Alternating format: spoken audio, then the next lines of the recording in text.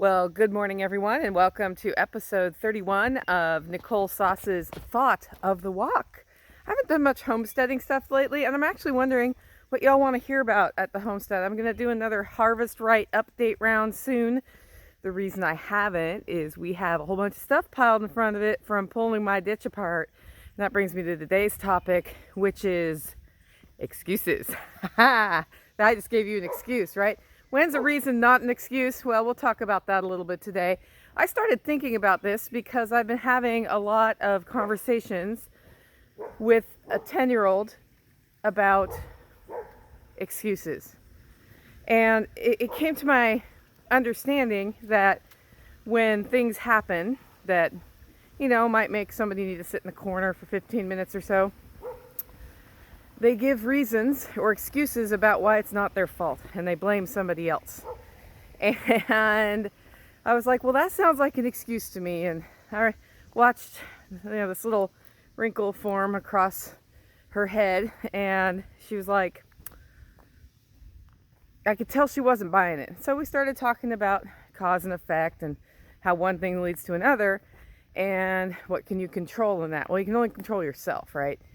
And so I thought, well, how do you really explain the difference between an excuse and a reason? And the answer is you don't. You don't do that. Reasons are excuses. And at the end of the day, the difference is, are you blaming outwardly, or are you looking inwardly at what you can change to make things better? So we dug a ditch behind my house, and as a result needed to change wiring and plumbing and some other stuff to finish this project the right way. And as a result, the shelves of storage stuff are pulled out in front of my house. And then, as a result, the Harvest Right freeze dryer looks a little too messy for video right now with stuff piled all around it. And that's my excuse for not giving you sort of my next wave of lessons learned in the Harvest Right freeze dryer. Well, that is an excuse, because at the end of the day, if I really wanted to prioritize showing you my Harvest Right freeze dryer stuff, guess what I'd do? You got it. What I would do is I would move the boxes and the paint cans and everything else that's piled around there and make it video ready, and I would record the dang Harvest Right freeze dryer thing. That's what I do. So it is an excuse. It's also a reason, and that's okay. But I think you need to understand where the roles of excuses are in your life. And the biggest thing is this. Is it my fault that that stuff isn't piled in front of the freeze dryer? Yes. Am I the one who can do something to change it? Yes.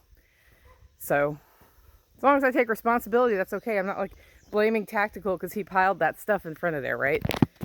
Arm getting tired, so we'll go to the other side. Anyway, that's what I was thinking about today. Like, if you start the day thinking about excuses and why you can't, you program your brain to do the rest of your day explaining why you can't. And sometimes you can't, that's fine. But maybe you need to stop explaining why you can't. And maybe you need to start focusing on what you can do instead, whatever that looks like. So I got up this morning and I thought, if we focus on solutions today, if I focus on solutions today, rather than making excuses, what will change? And the answer is, a lot will change for me today if I focus on solutions instead of excuses.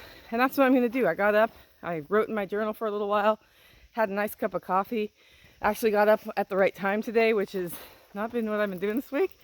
And that means that I'm going to be able to focus on solutions for myself, for my coffee business, for my podcast, for y'all. That's what's happening today, because we are entering the busy season, and pretty soon it's going to be, lots of stuff needs to be changed all the time. Lots of stuff needs to be accomplished all the time. And I have 1 month. I have the month of August to get everything under control so that when I go into the fall, things are great. Well, then I looked at some news headlines just for the fun of it. And you know what? They were full of excuses too. And the biggest one is, there's a new person who's popular in the news now. A new personality. And I know you've heard of him, and you just may not have realized how how prominent he's become in the last 2 years. His name is New Science. Yep, we have a new person named New Science who you can talk to about regulations, because New Science has shown that those who are vaccinated need to also mask up if they want to stop the spread of the Delta variant, right? And that's New Science. It's reported on like Science as a person.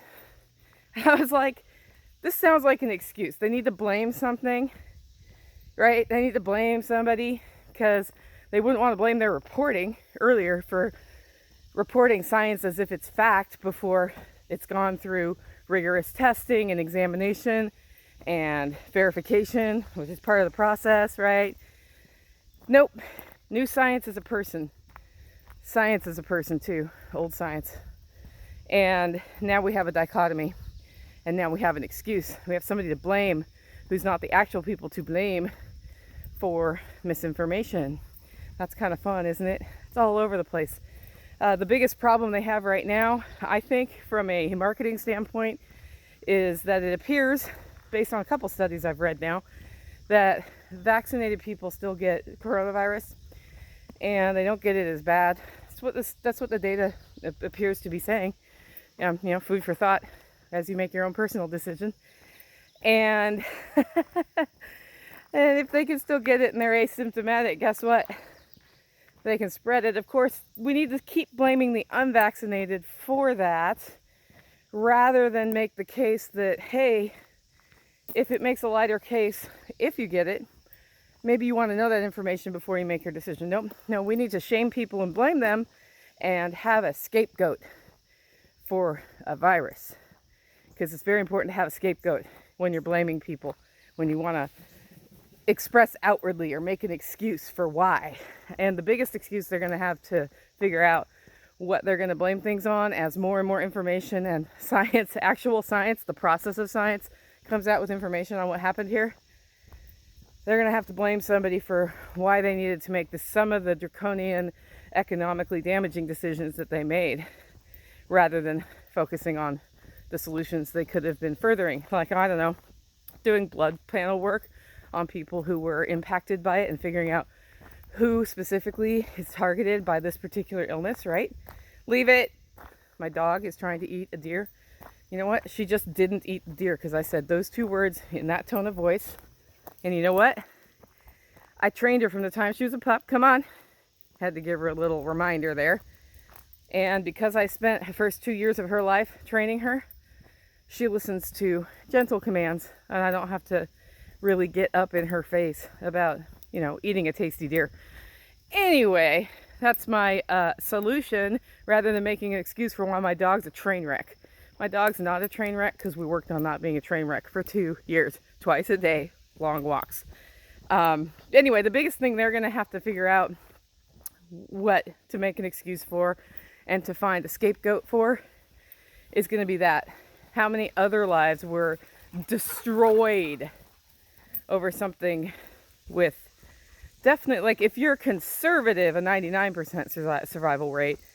Other, data may mean 99.7% survival rate, don't know exactly. And in a system where there were incentives to call a dog a cat, right? You got more money if the cause of death was that.